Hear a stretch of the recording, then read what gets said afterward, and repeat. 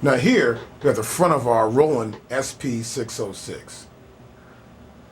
Here on our left-hand side of the machine, we have our D-beam section.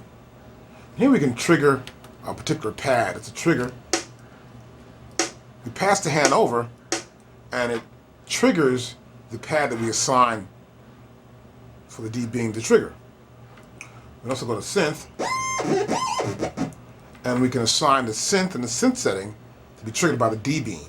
When our hand passes over, we actually trigger it. We also have filter here. We can link filter to any sound coming into our SP606. And we also have V-Link, which I'll explain later on. And here we have our MFX1.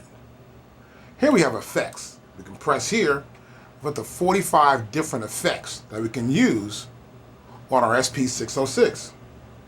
That's an effects 1. There's a second effects bank, which is the MFX2. We have the same 45 different effects that we can use. So we use a maximum of 2 different effects internally for any pad group we like to set these effects for.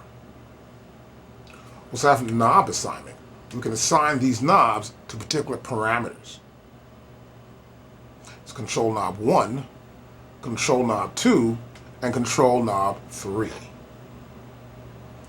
Below our control knobs and our knob assignment, we have our sequencer section. Now here we can set up our song, which will contain several patterns. Here we're in pattern mode. You can play one pattern.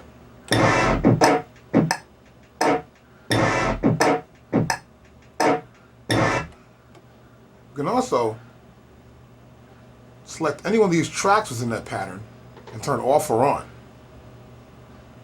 We can go back to here. Put them on to them. And over here's the metronome right now. And see they're blinking. So I can go back to on. That's not blinking. That one's on. How we control the audio is right here. We can control the audio level of our output of our SP606 right here. This other knob above that is for the audio input. And this is for our analog input in the front. Not the digital, but the analog input directly in the front, rather than the back of our SP606. Next we'll have this return to the top or undo button.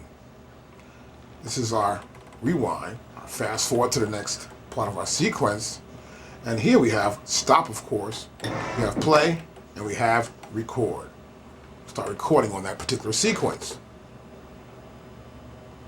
Then we have mastering effects also. We have control over the output sound. We can add some sort of compression to get a stronger feel from the output of our SP606. With a menu tab, we can tap here and go to our menu that's in the SP606. We also have our F keys. We have F1, F2, and F3, which get us to several different pages to help us edit our data and parameters in our SP606. With a BPM button, we press the BPM button and we can change the beats per minute. Make it faster or slower. Now below that, we have our control section.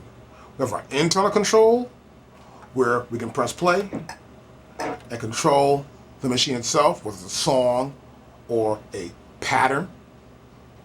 We're playing back a sample by hitting the pads. And we have the external control, where the machine is controlled by a source. Second presses here, nothing will happen. It's waiting to receive information from another MIDI instrument to tell it, look, let's go.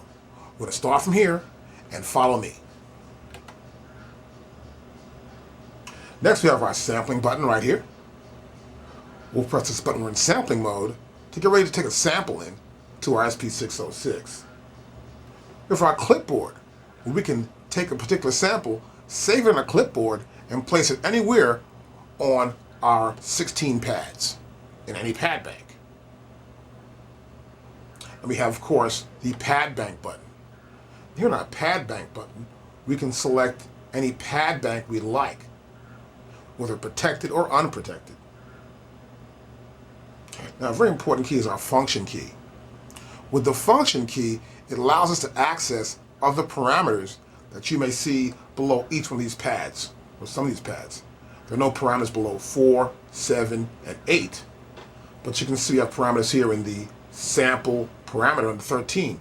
You would press the function key, press 13, and a new page will appear here.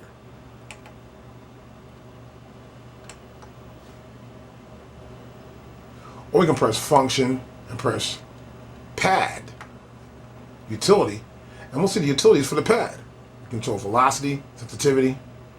So the function keys allow us to do many other things within our SP606. It helps us to get around the machine and get into other functions to edit data and parameters for samples, for pads, for our effects, whether MFX1 or MFX2, and mastering. Here's our input. We can play a CD, for example, and we can hear the input of it while we're hearing the track, or input of it when we're actually checking the input of an audio signal coming in. We plan to sample something. And it's a hold button. We also have here our exit. See, we're in a parameter, we got something going on, we like what's happening. Okay, we're going to leave this external. Let's say we're going to go back to function. Here we're going to go to sample parameter function. We set our function in, and then it's okay, we're through. We'll exit that function. We're done.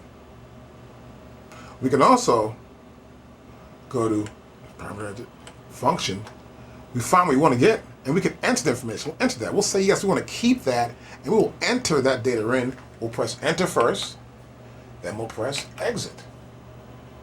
And the machine will say now processing. It will process, and we're right back where we started from.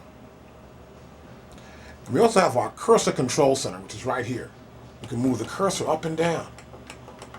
Right there. See that? We move it up, down, left, and right. Or we can decrease the value or increase the value of that particular parameter for that section we're in on our SP606. And we can also change the value with our data wheel. Well, look, it's a great basic understanding. Let's get started